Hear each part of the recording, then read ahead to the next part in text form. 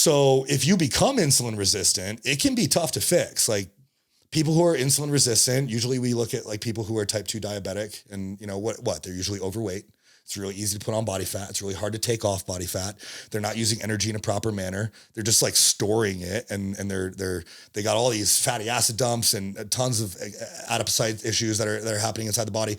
And they're just very unhealthy. So back to your question of like how to make sure we're healthy. This is like a really great way to make sure that you're healthy. It seems like one of the biggest things that you can do on your own to make sure that you're healthy is to keep track of this, because I was looking at some numbers and it's like 1 in 10 people right now in the US is diabetic is what I was seeing. I believe that. And 1 in 3 is pre-diabetic. Mm-hmm. And that's supposed to increase by 160% by 2050, like bare minimum.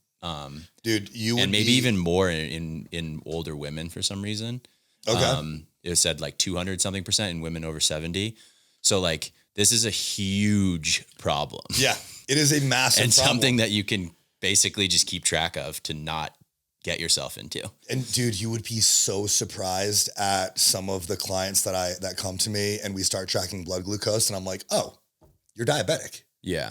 Like you don't look like when you think of someone who's diabetic, you typically think of like a very overweight person, right? Right. But a lot of these people aren't.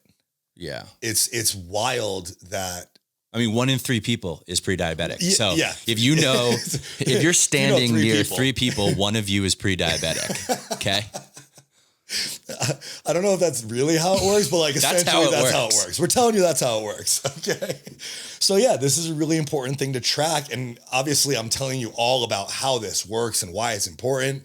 But essentially, and it's probably way more in depth than a lot of you need to know, but I'm a nerd and I know a lot of nerds and really smart people listen to this podcast. So like, I want you to understand how and why it's important.